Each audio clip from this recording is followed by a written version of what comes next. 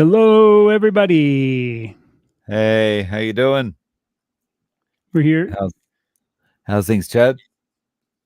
Going good, going good. Did my hike this morning. Quite cold. It was actually windy, and we don't get a lot of wind here in Arizona. Going good. Did my hike this morning. Quite going Oh, good, going good. It was actually windy, and we don't get a lot of wind here in Arizona. There it goes. Had some wind, and it was like bitter cold. I couldn't believe it. So I actually had to have gloves on, then put another like hoodie over my long sleeve wow. thing. And it was, it's not bitter cold, but it's like it's cold for me because I'm used to it. And it's still 50. I don't know what that works out in Celsius, like 53 degrees this morning. But 53 degrees. That sounds cold. yeah, it's cool. It's definitely cool. And with the wind being pretty strong, probably like a 15-mile-an-hour wind, it was, the cooling effect. And I always start in the dark and then kind of stop, do a little video thing, and then kind of keep going. And when I was sometimes when I'm coming back all the way to the loop, there's people who are just starting because they start, so much later in the day. And there was some gal with her two dogs in like shorts. And I'm just like, man, that's just like way too cold. I don't know if she's newer here. It's kind of like people in Maui when we used to prep the boats in the morning. It was 60 degrees. We'd all be wearing pants and sweatshirts and freezing. And all the tourists are there in their tank tops and shorts thinking, I'm not sure if you guys are seriously that cold. And we're like, yeah. So that sounds almost the opposite of what you get in Japan in summer. So in summer in Japan, like it's humid. It is so humid here. And it'll get to 35 degrees, which I guess is I'm guessing, but it's about 120, 100 Fahrenheit, I think. And so it gets to this high temperature 95. humidity. Maybe. Yeah.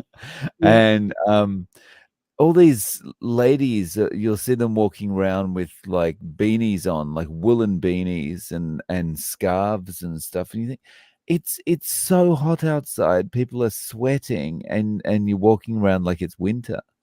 So it's kind of the opposite thing. Yeah. Yeah. That is funny Yeah. though. Hello, So, Tennessee and hey, Rachel Richard. from Israel. Wow. Hey, Rachel. Hey, John. Yep. Getting a few dropping in saying hello. Yeah. So yeah, we were kind of talking just before this can we truly change the carnivore diet thing for the couple people that are here now, and we might repeat it again here in a little bit. It's basically about I think we can change. I had a comment about my little Thanksgiving thing saying, "Hey, I was just curious if people are going to have a treat or anything else." And there was a comment that thinks we should never have anything again. I'm not going to go off carnivore and I'm pretty strict, but I think sometimes testing a food kind of takes away that doubt. And also, if you do, like, there's a lot of people in the carnivore keto community that want to have a little bit of fruit once in a while, or maybe, you know what I mean, have that freedom to have something. And I never see anything wrong with it. But some people think, oh, you're just going to kind of tumble back down into this whole binging method. So, even from some of you people watching, I don't know what you guys think of that. It's like, can you never ever even touch anything? Or do you think it's okay to, I always call it testing a food just to see if it kind of removes all doubt that you care for it anymore.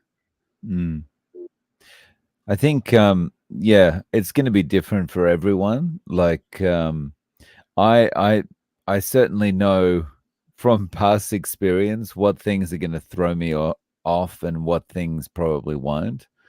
And just because of my personality, I know which things I have to stay away from, and that's anything that's sweet. But yeah, um, Yeah. I think it really that really does come down to the individual, right? And you should know that. You should know what your triggers or what your problems were and just be able to say no.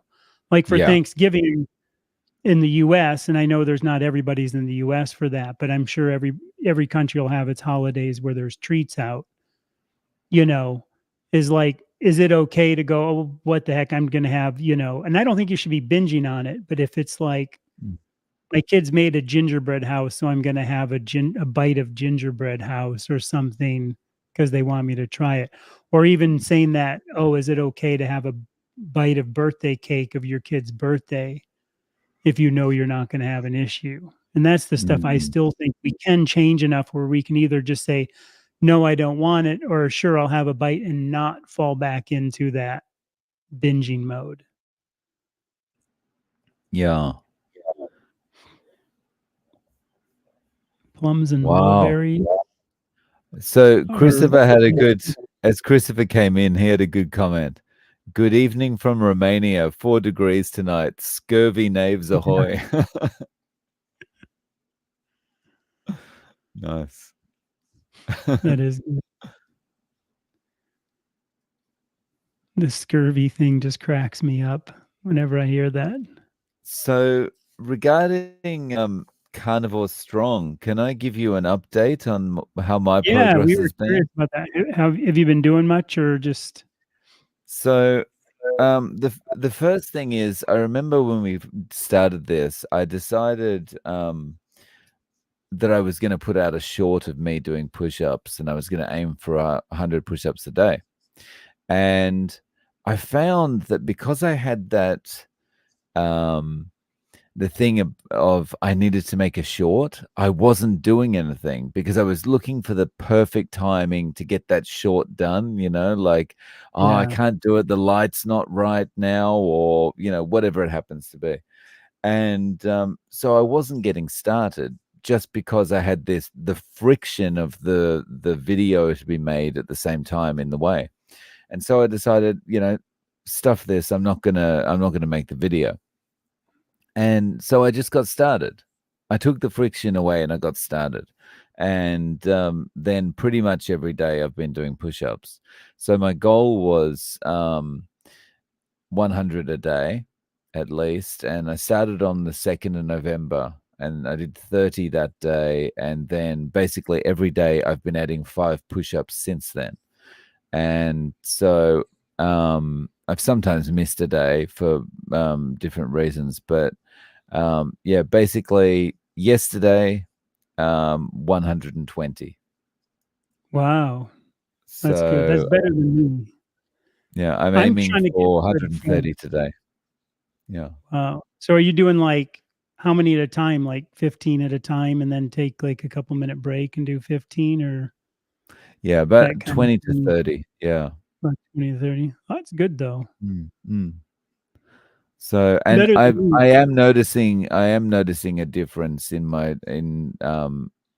like my chest size even after like sleeping or whatever, obviously it's bigger straight after doing push-ups, but um I'm noticing in a month, or less than a month, that it's changing a little bit.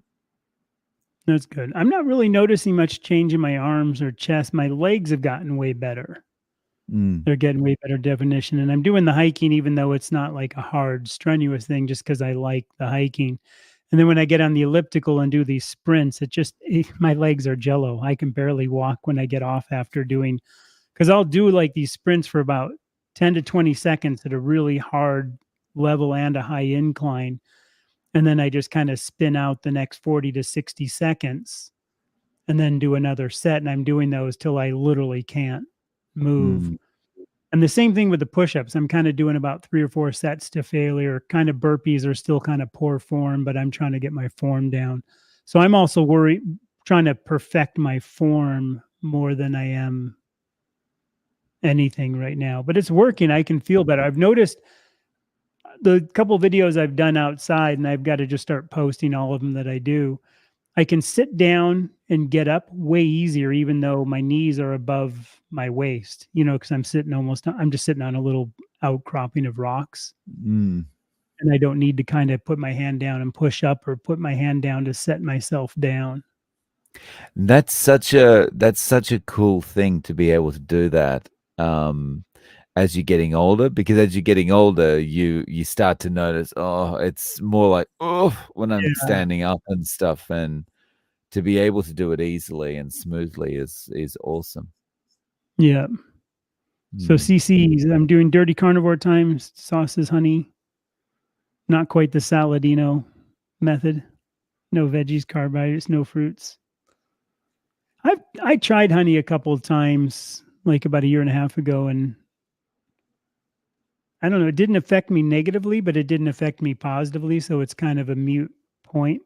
I was just curious Mm. because for about a year, when a lot of people were trying it, I thought, well, I'll just try it, and didn't do anything.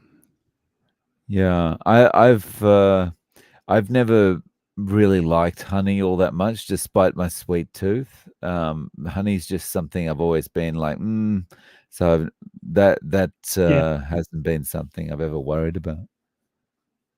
I've eaten this way for 5 years, have a little bit of carrot 2 to 3 times a year, and I'm fine. If I had cake, that would be a problem. So even after 5 years, you kind of know not to touch the cake. See, and that's good though. That's part of that knowing what it is. Like I wouldn't touch carrots because I don't like them. I don't think I've ever. I think I've only touched them 2 or 3 times in my life. You know. You know, one of the best things, in the before times for me was a combination of those. I loved carrot cake. Carrot cake was good. I liked carrot Mm. cake because it was cake with icing. Yeah. I mean, And just there wasn't much there wasn't much of the carrot in much there. The carrot was basically a spread you garnish. wouldn't notice. Yeah. Yeah. Boy, 16, that's cold. Wow. Yeah. 16 Fahrenheit. Wow. Yeah, 16 degrees, so below zero, or not below Yeah. zero, below freezing, I meant to say, below freezing by that. Yeah. Up to 400 squats a day, 40 times 10. Man, Nice. that's really good. Wow. The squat things I do well with, it's just still I got to get my arms and chest stronger than they were, and they used to be really good. So hopefully I'll figure out a way to get a pull-up bar in the house. I can't do Mm. one on any of the doors because our doors have this bull nose kind of things. We don't have this casing stuff on them, so I don't have any way to hook one. Ah. Outside, we have a beam that's underneath our upstairs little balcony thing, and I might just put some lag screws in there and then get Mm. some rings, like the gymnastic rings, because I know those are good because you kind of have to stabilize yourself. Oh, yeah. Hopefully, they don't fall out and I fall and hit my head on the pavement. Yeah. Look at me, I'm upside down. Kunk. Oh. I'd be shaking trying to hold on to those things. Yeah, Yeah. I've Anything that's played on them balanced for before. me is a nightmare. Yeah, Yeah. I've played on them a bunch before. I remember that, like at Mm. when I was younger. Well, it's interesting because I used to have intense upper body climbing ability.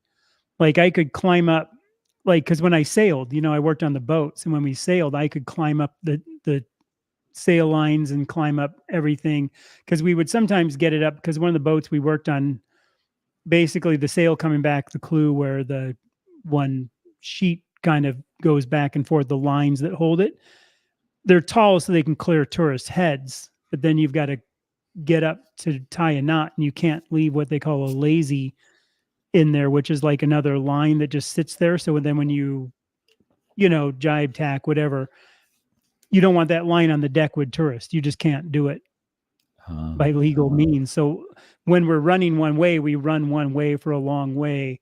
Then we tell people, hey, we're going to move the sail. So you got to move out of here. Then we set the lines up and then we do it. And we used to have to climb up. So I'd literally have to climb up like a monkey, hang upside down and hold on with one hand on the line, then tie a knot with the other Mm. kind of. Wow. So I used to be able to climb because even just like the lines running up the sail, which are just 1/2 inch lines, we used to be able to like just hand over hand climb all the way up like a 70-foot mast. I mean, you shared a picture of yourself at some time, Yeah. around then, and, like, you were really fit, right? Yeah. I have that around. I should pop that up. Yeah. No, I was in really good shape back then. And I ate a lot of fish because we fished every day. So that Mm. was just us, fishing all the time. Mm. And like you can kind of see like that's if I can get this to get focus. Oh yeah, there we go. That I You've always got don't know what to move it. you've got That's me you've got on your Dolph on Lundgren kind of look on. yeah, but you could see I had pretty good, lats and stuff like that. I mean, I was a pretty but when you're that young, like I was 30 there. When you're just 30 and you're just working on a boat 6 days a week and diving kind of thing, I don't think it matters what you eat. I ate a lot of rice, but I ate a lot of fish and a lot of meat Mm. because we had deer we could hunt all we wanted on the island. Yeah. But it just shows you your day to day is so important, right? Because at 30 years old, as a computer programmer, I wasn't looking that good. Oh, you would have probably been the little nerdy guy that came out on the boat and you'd be like, oh, he's going to get sunburned, Yeah, I'm gonna you get know? sunburned. I'm gonna be hiding under a blanket the whole time. Yeah. Um, sorry to interrupt. Jazzy Jude has just posted something that's really important. Smash the like button, please, Yeah. guys. That'll help bring some more people in. Yep. Yep. So all depends on the poison. Occasional roast potato, okay, but chocolate will always definite no-go zone. Mm. Is it just because it does something, or you just know that you'll go down a bad hole? That's what I'm curious. Because see, I find some things I'm curious about if I can ever have again, and I know there's a lot of food allergies. Like I can't. It's easy for me not to do spices and be strict carnivore because I'm so allergic to garlic. You know, Mm. so I can't have them anyway. 6 months carnivore. Sometimes eat avocado like dessert. Avocados are good though, and for I'm not against them. I don't like them. I used to put them into smoothies because they make it kind of rich and creamy. When I did the Mm. when I did the whole green juicing garbage. Um, but at least they're a good. If you're going to eat something like that, that's better than a Snickers bar. Yeah, I mean, I don't eat them now, but I mean, what's an avocado? A fruit?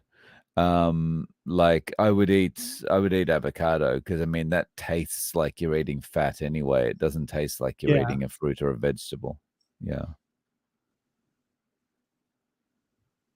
Yep. Yep. The kale thing, the only thing I worry about is oxalates and stuff. But I was, like I said, Mm. never a big green eater, so that I don't think I ever had an issue or anything to worry, if you will, about that. So that was Mm. never because I know that that can kind of climb in there. But yeah, the working out thing, like I said, I'll have to just keep doing it because I've been also trying to stretch a bunch. I was Yeah. watching a what is it, Thomas DeLauer and Mark Sisson, the guy who Oh, used okay. and he was talking about how he's changed quite a bit, and what he's eating and what he's doing because he used to be more paleo. And I think that's also the other thing. I think, like changing what you're doing. I'm not saying get away from carnivore, but if you do want to go keto or if you want to go from keto to carnivore, I think it's also okay to change up your routine, Mm.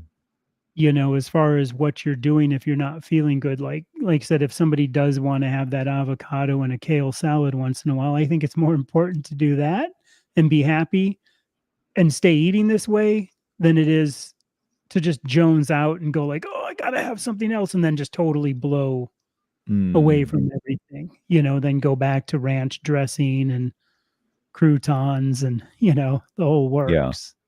So I think it is definitely important to test things. Like I tested putting bok choy back into my food a month or so ago, and it was didn't work out well for me, but it's good because it was me realizing, okay, well, I just can't put vegetables like that back in because the Yeah, arthritis or the pain in my knee came straight back. interesting. Within a day, I was kind of walking with that compensatory walk subconsciously that you know I'd been doing before. So it was like, okay, this is not good. But if I hadn't tested, I'd never know that. And I would just be 100% blaming the sugar or whatever when it was actually now I know that it was probably, vegetables alone or two, And I think too, even that testing, if you can do it, that you were curious about something, not that you want to go back to eating candy. For me, like trying some candy, I knew, wow, I don't even like the taste anymore. So it even kind of takes away that, oh, I used to love those things, it just takes that away. And now you're like, oh, that weird synthetic junk. I don't want any of it, Yeah. So somebody else guac and make cheddar cheese chips. Yeah. I used to Actually, take that sounds pretty good. I used to take, and I still once in a while have, like, you take Parmesan cheese and drop it on a Silpat, the silicone baking mats, like things, or parchment paper, then stick it in a toaster oven. It makes these lacy, crunchy things that Oh, I can see yum. be good for supporting something like that. Whipped cream. See, the nuts I probably wouldn't do because I have a bad reaction, but yeah, I could see. I know when I did the keto thing, I would chop up Mac nuts and put in cream and then freeze them, like in little candy molds, and they were really good. See, and I don't think the whipped cream is, I think if you've got a weight problem and you're trying to get rid of it, I think dairy is still kind of a cause of some issues, but it's interesting you can't stand meat and eggs, because I just can't eat eggs because I'm allergic to them. But man, I crave meat now more than I do. I love the taste of meat. I always have, but so that's an interesting not liking the meat, because that's pretty rare. So my thing with that, and this happens more with ground beef than steak, is every morning when I have breakfast, by the time I'm getting to the point where I'm, finishing up my breakfast, my ground beef and eggs, I'm just like, yeah, I'm kind of over this. But then, like the next day when I'm sitting here thinking, oh, got breakfast coming up soon, I'm like, there's nothing that I'm looking forward to more than those ground beef and eggs. So I think it's a Yeah. little bit, for me, it's a little bit like Anthony Chafee says, how, once it starts not tasting good, that's when you stop. Yeah. Yeah. I will say this on the whipped cream. I'm just curious. I used to take whipped cream and then dollop it out, put it in the freezer so they're frozen, and I'd have like spoonful size things of whipped cream that were frozen, then stick them in a bag, like a Ziploc bag in the freezer. And then if I wanted that kind of snack, of something after, and that I did that early on more so, and that was actually pretty good. Because it kind of got you over that used to having a dessert, used to having ice cream. Because I would be the kind, if I made like that Dr. Kiltz seems to make a good ice cream. If I made a whole pint, I would just slowly take away, oh, just one bite, just one bite, just one bite, just one bite, and pretty soon it'd be gone.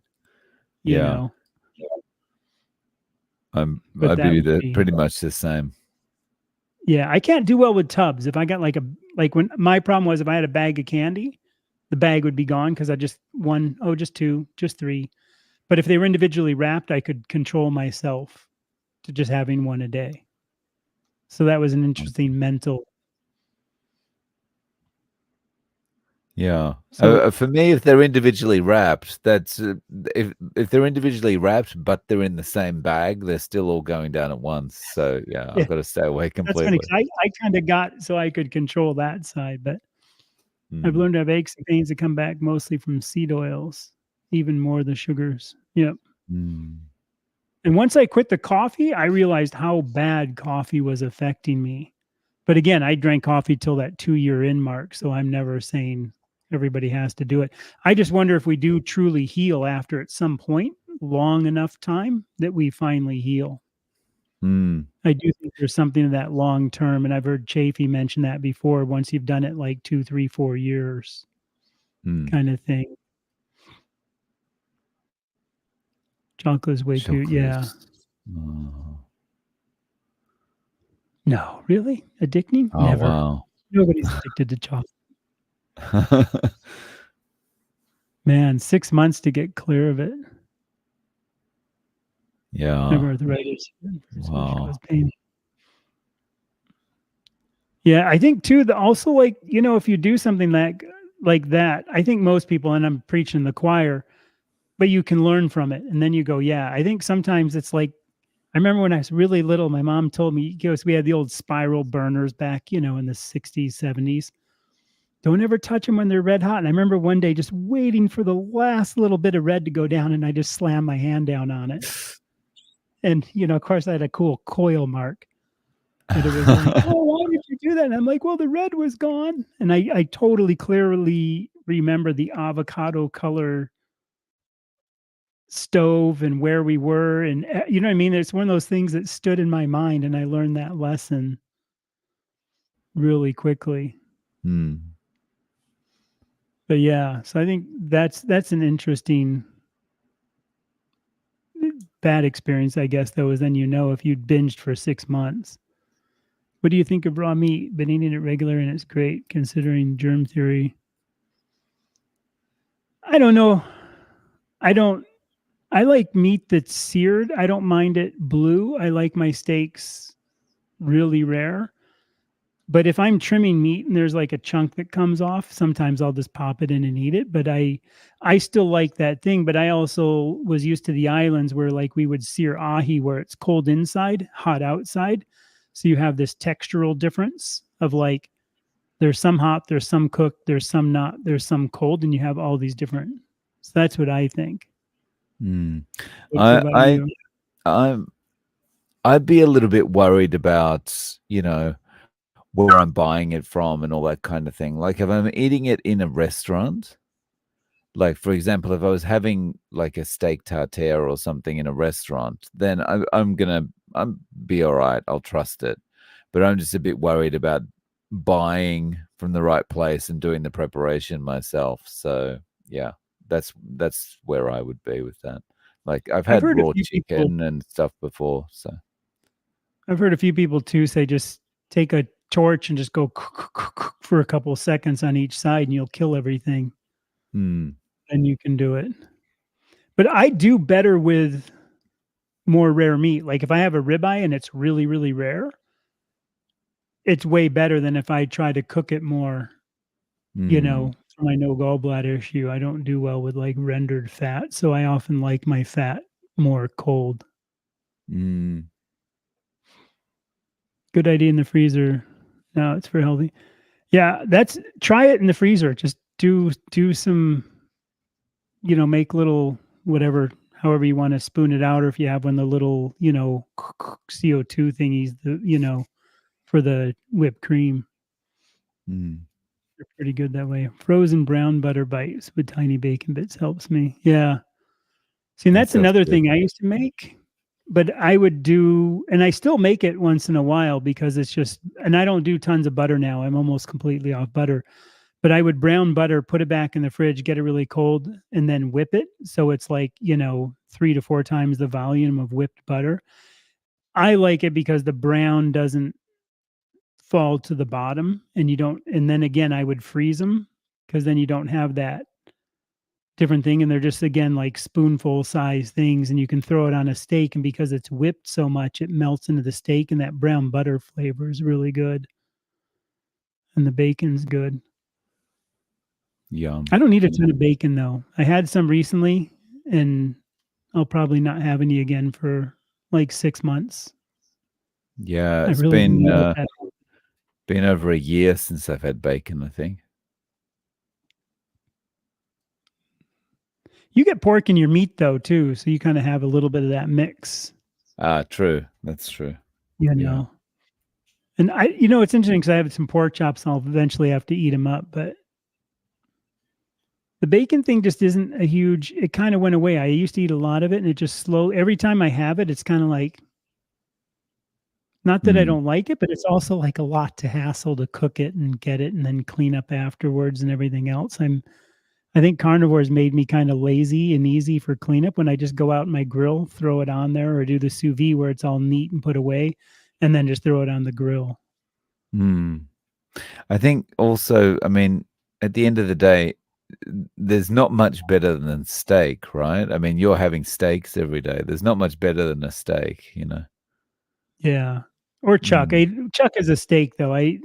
Like today went to the store, or Sam's Club, which is kind of like the Costco. Walmart has a thing called Sam's Club. I don't know if you're familiar with that or not, Dave, but mm, so it's yeah. like, and it was $4.72 a pound on sale for chuck steak, which wasn't bad.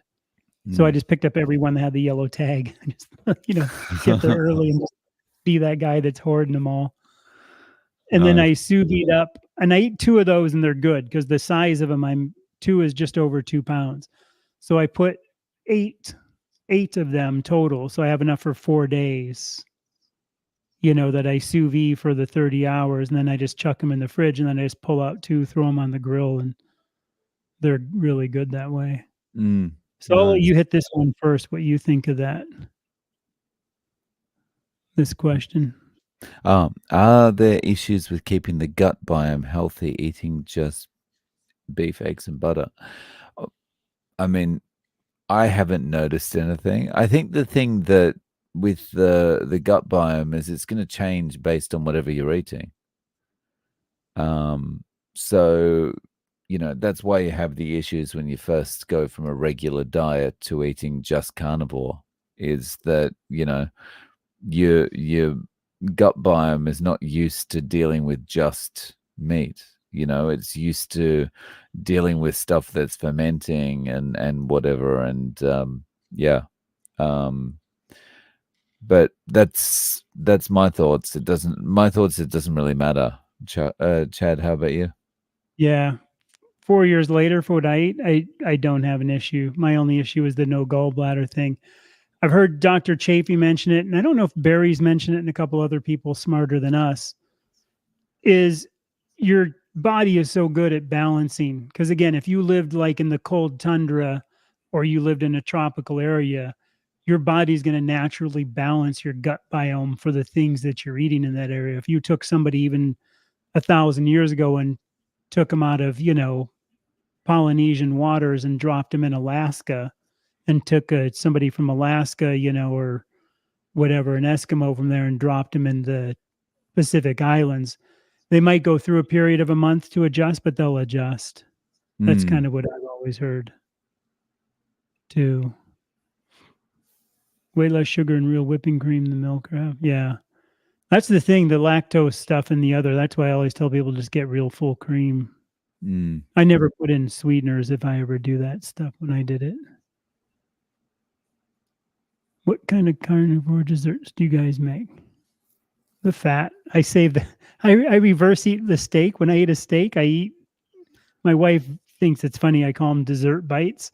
I save what I think are going to be the best pieces for last. So like Mm, whatever the fattiest best pieces are, and that's my desserts. For when I did do them more so, the only thing I would do is the brown butter whipped little things, and sometimes I'd have one of those. And then sometimes I would do, like I was saying before with the whipped cream, is I would just take whipped cream in the freezer and just have like a couple little whipped cream tablespoon balls, if you will, of that. And I'm trying to think if I made anything else really, and I really can't. On carnivore, not so much, and I don't do it. I mean, I do it so rarely now. Anything for you, Dave? Or the only dessert that I have is black coffee. That's the only thing that kind of I would have maybe after a meal or something like that. Yeah. yeah, Nothing sweet at all and or I remotely desserty like. I talk a lot about testing foods, and I'll test stuff when it comes up, just to try it. But realistically, I mean, I do smoked salts and regular salt. I'll eat seasoning from my boy makes like fajita meat or taco meat. And he makes all these neat blends, and I'll try like a couple bites of his taco meat. So Mm, I literally don't even eat spices. And if I do like, these other kind of dessert things, it might be once every 6 months or something like that to do. And then I'm kind of over them. And again, I'm just lazy because I just find the time to make them isn't worth, because when I first started carnivore, I'd make like pan sauce. I'd take cream and put in the pan and mix up drippings and make gravy and, try to do all these things. And I just kind of also, I just find I just don't care. I don't know about you, but you know what I mean? It's probably like your morning ritual of your eggs and your ground and your stuff. You just kind of get used to that, and Mm. it does its thing. And You kind of get over it, you know. It's that's and for me that was always the thing on keto as well. You get over it, but because of my personality, you know, introducing something that might be sweet or whatever, or might resemble a dessert, it starts this spiral for me, and I go down. So yeah, I just from my attempts at keto before, I know what my triggers are. So yeah, I just avoid that stuff. yeah. So this one, goat milk and goat cheese. What's your thoughts? I don't really have a thought because I've never had them. Like I don't have normal milk, like cow's milk or whatever, and yeah, I no longer have cheese. So I haven't really considered goat milk or cheese. How about you? Only reason I eat cheese, and you know this, some people might not, is for my no gallbladder. It tends to help kind of, make things go better. And that's the main reason. But I think goat cheese is Parmesan is going to be raw cheese, some like Gruyere, some other kinds of cheese that are made with raw dairy, I think are Mm, okay for cheeses. I think people have to be careful with cheeses. I've heard some carnivore people who are smart, doctors and stuff, say it's fine if you eat it, but remember, it is a processed food. Animals don't make cheese in nature, mm, and animals don't drink it in nature. So the goat cheese I think is better because it is A2. And I've noticed that when I ate goat cheese, I didn't have the problems I do with pasteurized cheese. I can't eat pasteurized cheese, but I can eat really good quality Parmesan cheese, and I can eat goat cheese without an issue. And I think most people agree on dairy. If you can get raw milk, that's always the best. mm, And even on one of Dr. Chafee's things, he's talked about like kefir, or some kind of, product like that from milk. The fermented stuff is, a way to go if you're going to have the dairy. So that's what I think. mm. I tried goat meat and I didn't like it as much as lamb. I'm actually really liking lamb. I bought a bunch of lamb the other day. Lamb's I awesome. bought, yeah, I'm really liking it. And I'm going to kind of do a thing on it because it's doing really well with me and my histamines, because I still kind of have to rub my nose. I still get drips because my allergies were so severe. And I'll tell you what, Mm, lamb is it's a pretty interesting thing for me to be testing. I'm right now, I just switched back over to my chuck again, and then I'm going to switch back over to lamb and see. The problem I don't like about it is the leg is okay, and I don't mind the leg. I don't like the fat as much as beef fat. Like I just think it mm. has not as sweet of a taste. But the stupid little lamb chop T-bones are too small. You can't get your teeth in there. You're like, you can't get. So I'm like sitting there with my fingernails trying to dredge out all the meat or trying to use a spoon. You know what I mean? That's the only problem. Yeah. The little things are hard to get all of that meat, and you can't. They're just really clumsy because if I stick it in my mouth and try to scrape it off, the bone ends up hitting the roof of my mouth. Mm. So I'm a total pig when I'm eating them, like with my fingers and trying to scrape it out and cut it out. And I don't know if you have that problem Yeah, or not. yeah.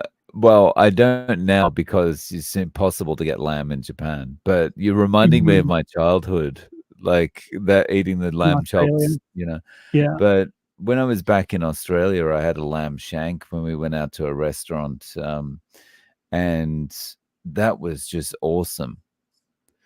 And I would say, probably because of the way it was cooked, but I really enjoyed the fat on the lamb as well. It was really tasty, but I think it was, yeah, it was however they'd cooked it, it was great. really good. Yeah. Well, the first lamb leg I did, I went ahead and put a couple of seasonings on it because everybody's like, "Oh, be careful, it's so gamey." And I was like, "Okay, well, I'll do this just to be safe." And I got reaction from the seasonings. And the next one is like just smoked salt, and it was perfectly fine. And that's all Mm, I've been doing is putting smoked salt on them and kind of thing. And I'm gonna sous vide. I'm gonna get some more leg of lamb, then I'm gonna do the sous vide thing with it and try that at some different things because I like it. I mean, I'm honestly, and it's reasonable here. Like for what I'm paying for chuck, like 474, whatever it was on sale, 559, $6 at Costco now for chuck steak, with ribeyes being that a leg of lamb is like 5.99 a pound. Mm, And the little T-boney kind of, lamb chop things are like about the same, about $5, $6 a pound. So mm, it's right in line with the cheaper meat that I eat. I just prefer, I think too, it's new to me, so I'm not used to the fat taste, but I just like the beef fat. I think is a little sweeter, mm, but I haven't had enough to really say. And the leg is definitely different than the chops. There's more difference in those. It's like chicken, maybe there's more difference in the meat. Where like with a cow, you don't taste the differences in the meat so much. I think that's just me. yeah, that's a good point. Yeah.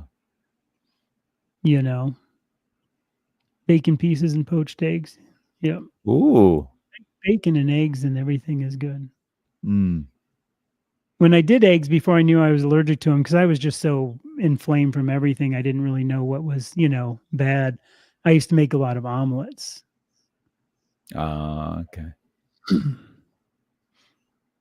That's why they That's call good. this That's a the good one. elimination diet. Eliminated everything but beef, butter, eggs, but I've been trying to add back certain things. Hasn't worked very well, so I'm still carnivore.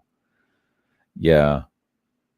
It's so nice to have that kind of that home base kind of thing where you can go, okay, well, this is not working. I'm just going back to the beef and the Mhm. eggs and whatever. And yeah. And every time I've tried over the years to add, I don't really want to add anything back in, but when I kind of tried it in the keto thing or kind of tried like a few things, I just found I feel so good. I have no desire to add anything back in. Mm, same. For me, it's just there's no. That's just me though. I'm not saying anybody doesn't, because I know like I'd never get my wife to do strict carnivore. Mm. No way. I cooked 2 pounds of bacon in the oven on top parchment paper and cookie sheet. Yep. I worked in a restaurant when I was Um, younger because I thought I wanted to be a chef, and we always did it in these big pizza ovens on huge sheet pans. I did get an air fryer about a month ago. Do you remember me mentioned that, Dave? How we got an air fryer? yeah. One was on sale at Costco for Jeep. And that's why I had some bacon recently, because I was like, okay, I want to cook some in the pan, some in here, try this and compare. And I actually like it in the air fryer. The air fryer does a good job with bacon. Mm. Got And to my get wife made myself one of those. my wife Mm. made Brussels sprouts in there and said they were like some of the best Brussels sprouts she's ever had. So Wow. that's really good. Although the best Brussels sprouts I've never had. I mean, the competition's not strong, right? Yes, I don't like those. I have no desire. I don't even like the smell of them in the house. Oh. But that's the other thing I did pick up the other day at the store, and this just kind of reminds me when he's talking about goes into a plastic bag in the refrigerator, wrap. I love short ribs, but I don't like eating them all at one time. So I take 3 short ribs, wrap them up in wax paper, throw them in a bag, and that way when I do want them, I can just pull out 3 and have a good treat. Oh, nice. You know, I'm boring but happy. I eat ground beef, ground lamb, and occasional ribeye. I guess Nice. I guess I never thought about ground lamb. I'll Yeah. have to look at that too. I never even thought about if I could find. I'll have to look around more because, and me in that Costco. Remember I've told you they have like the whole lambs and the half boxes. How I want to go investigate that. Mm. You know, what is eaten determines gut biome. And yeah, that's Mm. everything I've kind of heard too. You convinced me of something. One of us has convinced them. I hope it's not to go down the ice cream every day route or something. Yeah.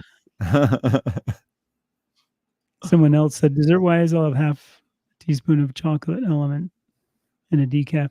Yeah, I know a lot of people like the element drink things, or they'll mix them in the fizzy water. Mm. I drink a lot of Italian soda. Not the Italian soda, but the Italian sparkling water kind of thing. Okay. I'm having a 20-ounce ribeye tonight, been infused with salt water since yesterday.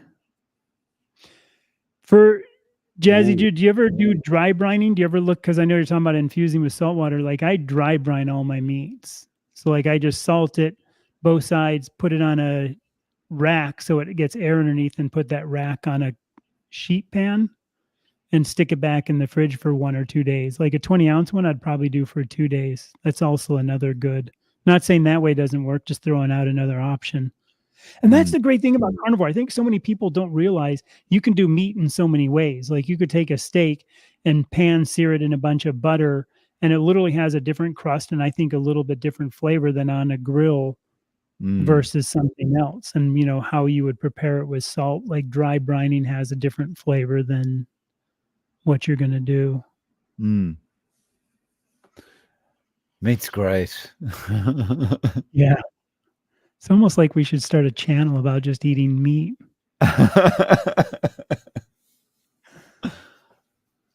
Because of the Because simplicity of my good. food life, I've been able to channel more creativity into other areas of my life.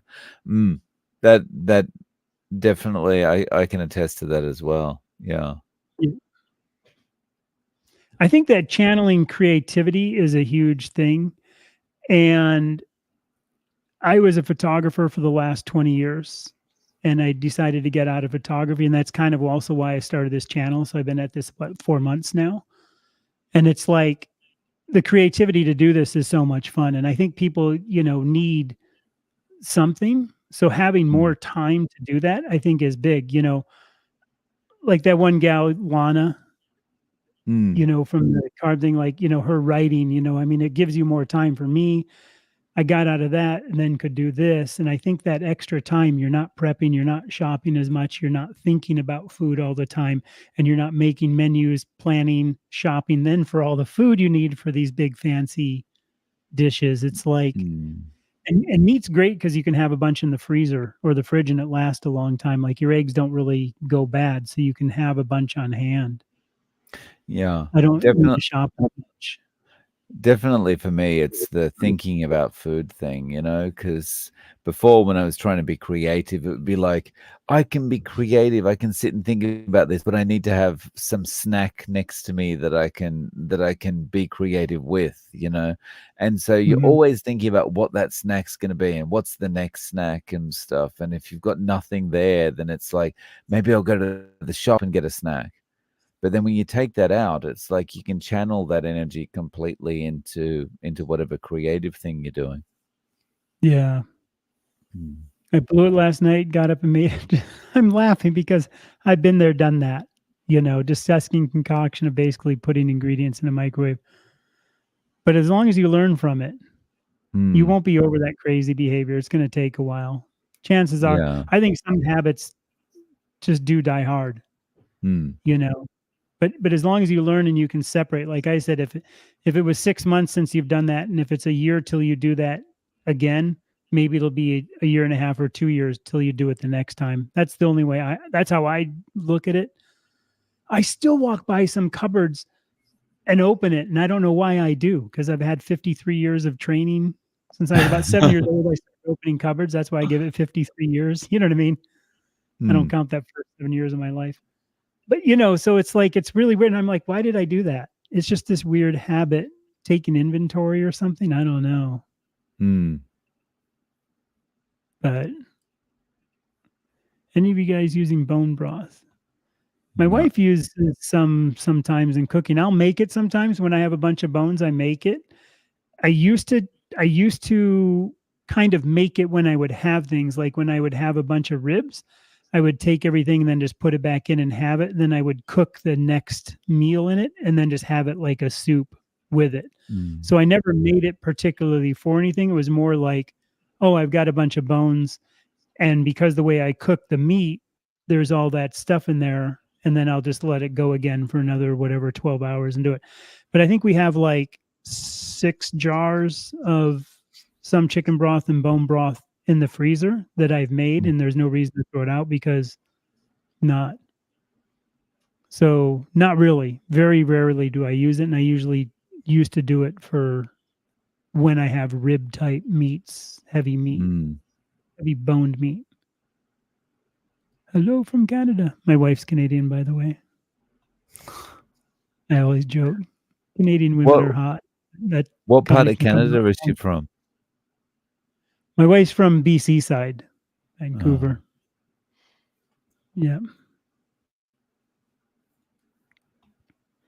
The true joy in eating is the lack of complexity in preparation. Clever folk try to get fancy in the kitchen. Now, here's another thing that's interesting too about that.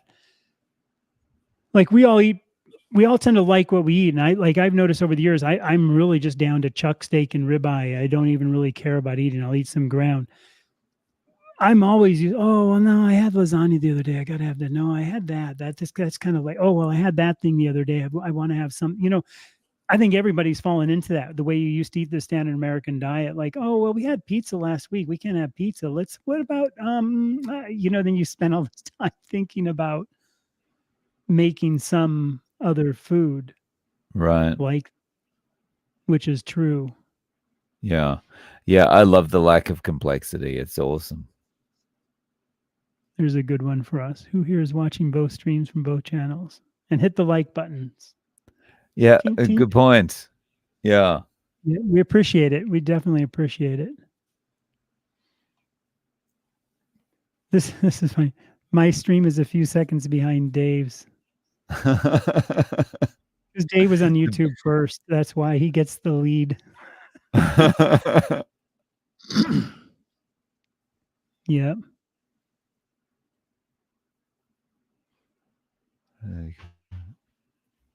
Shoulder of lamb is the best cut. So moist. See, now that's good. That's a good thing to know. I'll have to look for a shoulder of lamb. Well, if I buy that half box of lamb, I don't know if any of you watch Pirates of the Caribbean movie, but when he's like, "Oh, I got a jar of dirt. I got a jar of." Remember when he had to have because the Kraken was after him and he had this jar of dirt.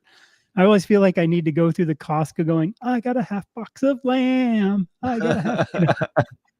Because I am just so curious if they just like chopped it into 4 pieces and crammed it in a box because you can't see what you're getting because it's like a restaurant style, super Ah. heavy duty cardboard box that's all sealed with those hard plastic things you'd have to cut, so you have no way of knowing. And the whole lamb there, and I'll definitely do a video on it. And the whole lamb, like it's funny because like where you go open the big door cupboards, like in a store, and I'm sure Japan has them too, like where milk would be or dairy would be, but they're in their refrigerator or their frozen section at Costco's. You open it and there's just this perfect outline. It almost looks like a spider wrapped it up, and it's got like a netting on Okay. the outside, but you can totally tell it's a whole lamb. Just the whole lamb is just sitting there in the things, but the half lamb is like a box. And I don't know if I want to do a whole lamb because I don't really want to get a saw and try to cut all the bones and do everything. That's a bit too much right now Wouldn't for you the be a little house. bit worried as well? You get home, you open the box up, and there's 5 chickens in there or something? Probably would be a bunch of really gnarly ones, not quite plucked correctly. Like they just kind of did a quick pluck and threw them in there. Luckily, it's Costco though, so I know that they would, be that way. But I'll have to look for the shoulder lamb then. See, and I'll have to learn but it makes sense why I like chuck up toward the ribeye. That's kind of up toward the shoulder. Bacon, easy cleanup, 3 to 4 slices on a peach parchment paper. Cover the paper down, put in the microwave. Yeah. It's amazing how bacon can actually come out pretty good in the microwave. I've done that before. You know what's really good? When we used to go camping, we had a garden rake that we'd use to clear up the spot, and I used to just like put it in the fire for a bit and then just lay the bacon over on the garden on an old metal garden rake and then just like cook it over the fire and turn it, and it was like fire. It was really good bacon. It was like fire Oh, roasted wow. bacon. I've done bacon on my grill, but you got to be careful because obviously all the fat. But it's actually really good on a grill too. Bacon is a big thing. Lamb just got cheaper here in Australia, and so it should be. Oh yeah, yeah. I've heard a lot of bad stuff there in New Zealand, Australia, and all the idiocracy that they're doing about the lamb. What smoked salt? So Redmond's, I have 3. I have the chef's blend and what is it, the hickory and cherry that they do. And the other one that I have, and I do have a link if you ever want to use an Amazon link, time to plug myself. The Maldon, Maldon. It's a sea salt and it's really good. It's these huge flakes, Maldon sea salt. If I could only have two salts, I would have just pink Himalayan salt and Maldon smoked salt. I also have two smoked salts from, I think it's called San Francisco something salt company. And again, I got them off Amazon and I really like them. And one of them is alder. And I think the other one was, now I can't remember. It was something I don't have on the other one, not like hickory, cherry, apple. I think it was the apple. But Malden, I like Malden smoked salt because it's more like the chef's blend that's kind of a bit more mellow and a bit more neutral. And the big chunky crystals. Get some Malden, Maldon smoked salt. Get a tub of it. It is awesome. I think we were talking about Malton a few episodes ago, and I'm even able to. I need to try it. I'm even able to Yeah. get it from Amazon in Japan. Yeah. I saw this question earlier. I've seen this going around a couple of times now, so I'm not sure what the whole thing about this is. How you doing, Jeannie? Where did I see it elsewhere today or yesterday or something? On somebody else's stream or something. So I got to know what this is before I say anything. Yeah, I this is the first time I've seen this question, so yeah, I'm a bit stumped. Yeah. Hey, Mike. G'day, Mike. Yep. Another guy for you to go watch. Also, if some of you guys have channels, we're the kind too. Go ahead and put your URL in the thing for other people that are here.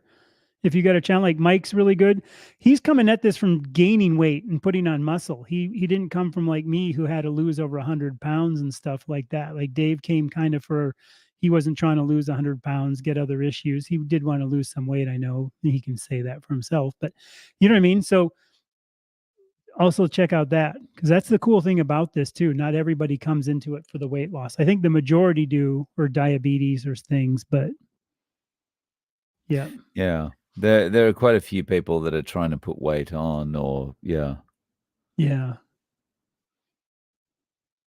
That's for you. How often do you go back to Australia? I've just come back from Australia. So that's probably a good segue, actually. So I've just come back from Australia. I went to attend Low Carb Down Under, but other than that, I go back every 2 or 3 years. But when I was at Low Carb Down Under, I met a few people that I'm going to have on my channel, and I'm actually going to have to bow out soon because I've Yeah. got to go and interview one of them. So That's what yeah, I'm trying to. So this will still be running on my channel, but I'm gonna have to bow out. So yep. yeah, I leave you in Chad's capable hands for the remainder of the stream. Yep. And we'll see you soon. We'll touch base Yeah. anyway. Thanks a Before lot, then. guys. Thanks for tuning in, and yeah, see you in the next one. Take care, Cheers. man. So for me, the average, other people could type it in. I lost, like I said, over 100 pounds. My average weekly, monthly thing was more of a percentage from you being 220 down to 202. I'm not sure where your goal is, but as an idea, I'm 5'11". I was over 275 pounds. I'm like basically at 180 now. So the first couple weeks I lost a lot more, but the percentage of what I was losing was pretty good. So the first month I didn't lose anything. The next month was kind of a big month. And then it slowly got less and less. So once I hit about that 220-pound mark for me, it started getting really slow. So again, that might be varied on what you are. If you're 5'6" and you've got, way more to go, 5 months. A lot of people though, in their first, even up to their first 3 months, I know have stalls. And I'm not sure if you're male or female, but females definitely don't kind of lose the same way men do weight just because the hormone fluctuation monthly and stuff kind of make some difference. And there's some pretty good videos out there on that.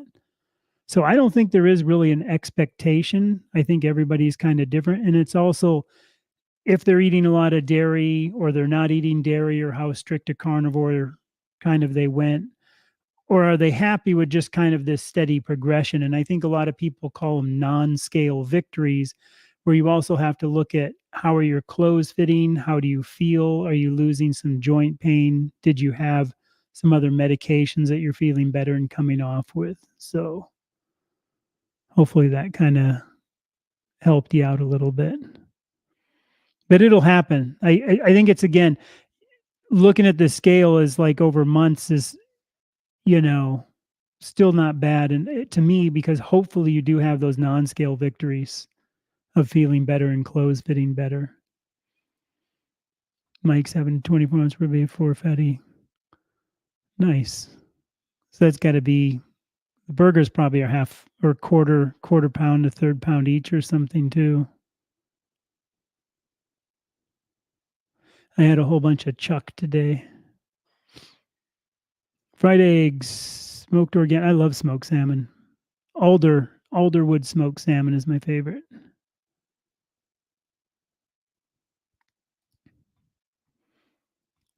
Grilling with and topping my meats with beef tallow, adding a little bit of salt.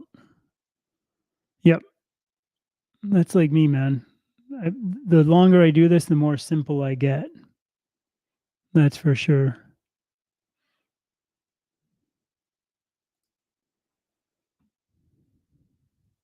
So there's another input there for you from that.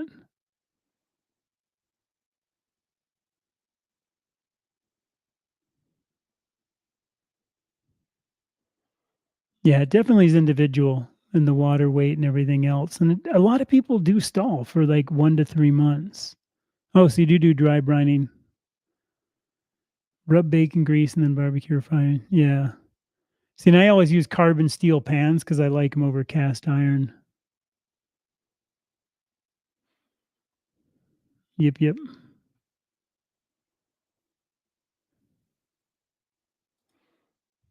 They make from pig's feet.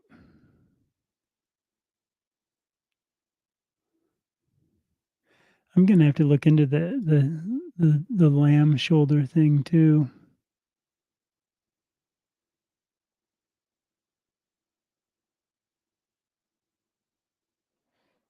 Trying to get through. There's quite a few to get through. Some of this is just kind of talk, but I don't know if anybody else has any other questions, curiosities. There's just some things. Drink a cup of bone broth each day. Oh, okay. So Victoria, BC. Near Edgemont. She lived basically in Edgemont Village, so North Vancouver side, over that way is where she was from. It's really pretty up there, though. I know the housing's gotten very expensive up there. The sun is coming in on me. I'm hoping I can get a couple of spring lambs to raise for us. I would love to do that eventually. Have enough. Can't do it where I'm at, but have property where I could have some lambs. You know where my meat's coming from. Prices of lamb at market are ridiculously low. Yeah, that's probably their goal is to run them out of business and then here, eat this processed food. I saw a thing the other day and I forgot where it was where they said any processed food that's made with any kind of meat product is very unhealthy, but if you eat processed food with basically, vegan-based stuff, it's extremely healthy. I don't know if you guys saw that little tidbit of news that was floating around, but I was just like, you've got to be kidding. Here's one. Has anyone had any luck healing a torn posterior horn of the meniscus plus grade 4 patella? That I don't know. That might be like into Ken Berry, Baker, Chafee kind of things if they come across that. I do know that, like, obviously having foods with a lot of collagen have helped. That Marxisson had some issues, and he was doing a lot more collagen-based foods, and having luck with some of his stuff. I've had a really bad knee surgery and a couple bad crashes on my right knee. And I know it's never been better, but I do a lot of stuff with a lot of collagen kind of stuff. Yeah, I saw some of that. The one guy who wants to get rid of like all animals in the world is just a nutter, man. That just shows you the lack of, I don't know, brain damage, not to be mean to the guy. That's just nuts. Here's someone's channel, Honey Hollow Homestead.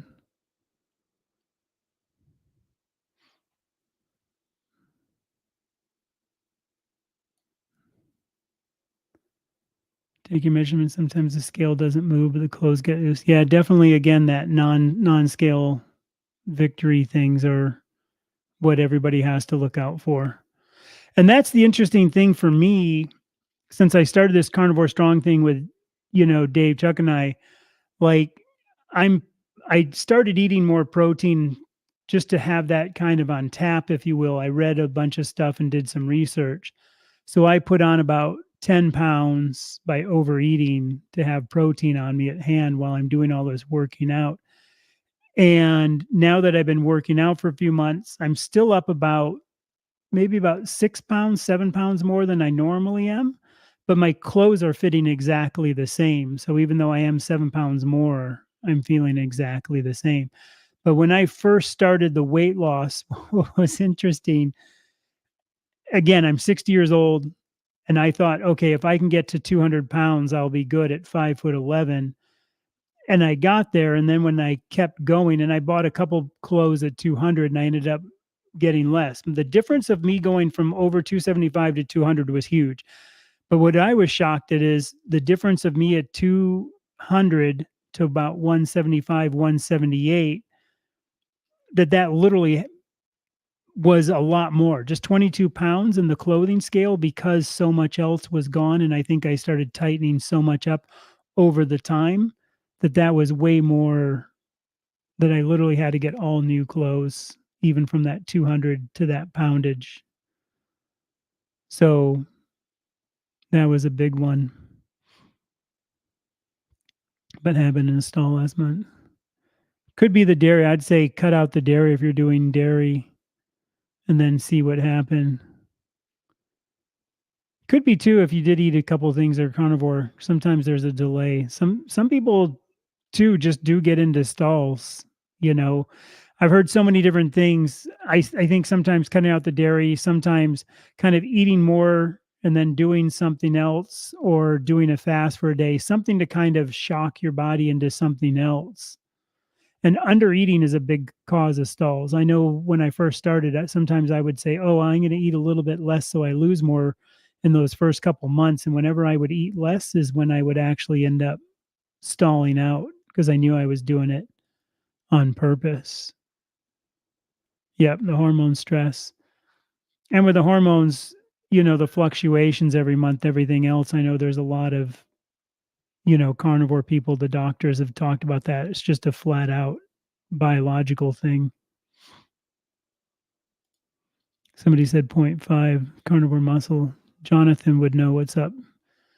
He's another good guy to check out. Good muscle guy, good health guy who does carnivore stuff. So too, if you want to poke your channel in there, feel free to drop a link there. We got to have him on here sometime talking with all of us too about us trying to put on muscle compared with him and what's good because he knows his stuff. I lost 40 pounds on keto, lost too much weight, and hair began to fall out. Went carnivore and started weight training. Regained about 7 to 9 pounds intentionally. I'm in the low end of normal weight now. Hopefully that'll get back up there. At least you got back up on it. I don't just do this for the weight loss. I've lost 19 kilograms stall sometimes. That's good with the rheumatoid then. That's a huge thing on that. I've noticed I never had the rheumatoid or any other kind of arthritic or anything like that, but man, my joint pains are so in check these days and so in control. Sometimes I'll still get a little bit of something because of this working out. I'll feel something that I'm doing, but it's usually gone within a day or two. Smoked salmon is good though. I should get some smoked salmon this season. That would actually be a good treat. I used to love smoked salmon. Blood sugar rise a bit by doing carnivore. I've heard different things on that with the protein. It can go up and down with the amount of protein that you're having. And I know Dr. Barry's answered this, Chafee has, and those guys would probably give it more into the why.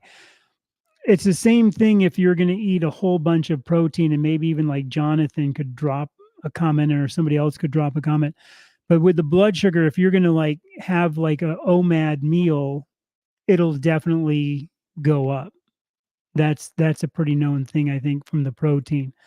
I'm not sure exactly all the reasons why, because I've never had that kind of problem, but overall, I don't think it's an issue for it. So it's kind of out of my pay grade, but I do know that I noticed that. I don't really track. I'm tracking this week because I'm curious about this whole ketone thing with what I'm doing in the working out, because so many people have been talking about tracking it again.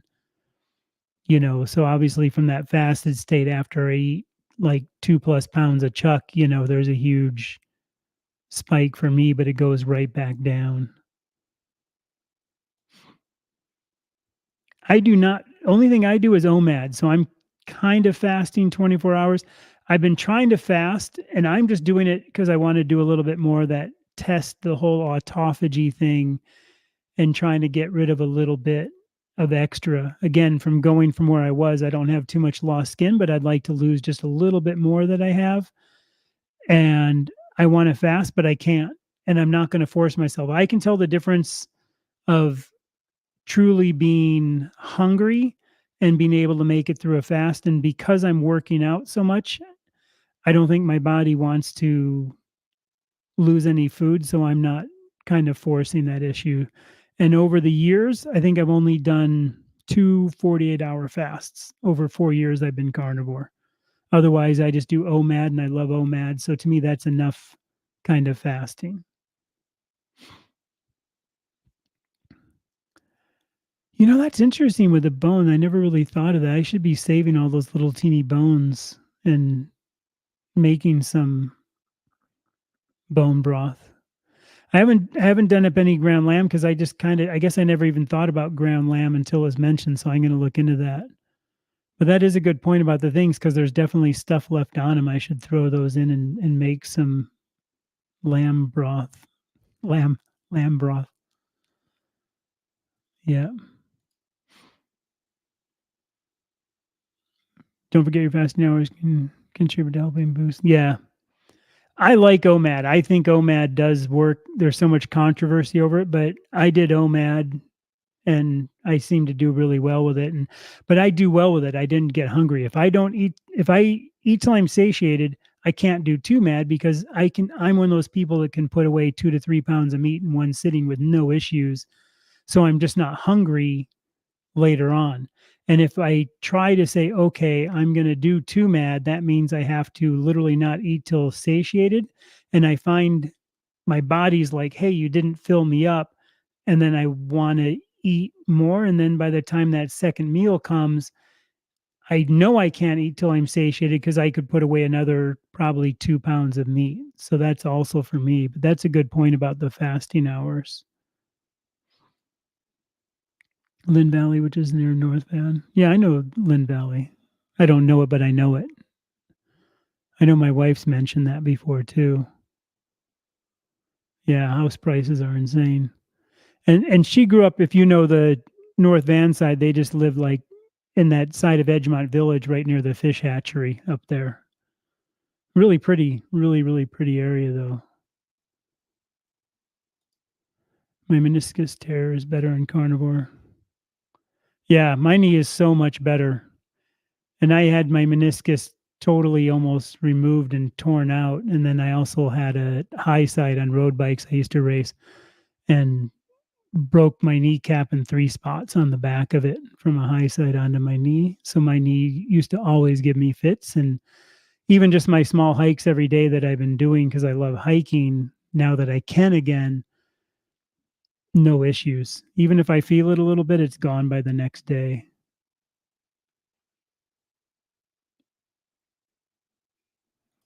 Here's another on the bumps from Jonathan to answer that. The blood glucose bumps are normal after meals and need to shuttle nutrients around the body.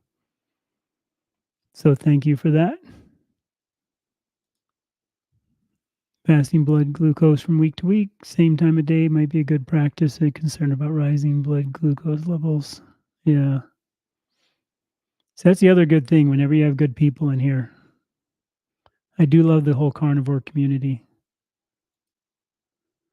Couple day fast as a carnivore does more than the 3 or 4 day fast when I was eating gluten. Yeah, that's something I've heard. And you get some of these guys like Dr. Chafee that say you really don't need to do the fasting OMADs enough. I know guys like Jason Fung, who I'm sure a lot of us watch, talks about that. But a lot of times he is kind of even talking about the whole keto kind of thing where people are doing keto or even some other kind of paleo or other diets and fasting. I don't think he's talking about just the carnivore fasting. I think I could tolerate it more when I had more weight on me because, again, at my condition now where I'm at, I'm not that bad. And it's funny because my daughter and I were at Costco the other day and she was looking at sweaters, and I'm not a Christmas sweater guy at all, but they had a bunch of Christmas sweaters out. And I used to get like double XL shirts because that way I wouldn't say I could ever wear a 3XL, kind of one of those things why I quit weighing myself at 275 pounds. And then I'd have to stretch out, put your arms in there and stretch out the double XL shirts. And so I was like, oh, I'll just try on these sweaters. And the large one was swimming on me. And I tried on a medium, and it's the medium sweater that actually fit me. And for me to go from a guy that was like having to stretch out a double XL shirt to being into a, medium shirt is pretty huge. I've done a couple videos where I'm kind of out walking or doing stuff before, but I don't have tons of them. But I don't know if I have this. I'll try to post this to give you an idea. And I know this is kind of hard to do on here. If I can get the camera to focus on this. And you can tell there I'm not that, from a dude that was over 275 pounds, and that's a medium sweater. That's to me what's kept me. I always joke that, I came for the weight loss and I stay for the fountain of youth. This carnivore diet is just, to me, mind blowing. I maintain this weight with no issues. I maintain this no joint pain. I go hiking every day about 3 miles, about 700-foot elevation gain loop I'm doing, working out, pushing up. I'll get sore for one day, but then the next day it's kind of gone because I'm doing about every other day. It's amazing. And I'm sure a lot of you know this and feel this way kind of thing. Husband just got off a type of insulin from Carnivore. Nice. 6 weeks, man. That's pretty fast. Well, anyway, I don't know if anybody else has any more questions, or if you do, I'm going to kind of wrap this up. But I appreciate so much everybody jumping on, staying on. Truly appreciate it. And we'll be back in 2 weeks, and I'm sure both Dave, Chuck, and I will be having some other videos coming up. So if no more questions, my infamous ahui ho, which means till we meet again. I've said that before, the Hawaiian side of me. So ahui ho, folks. Thanks so much for coming.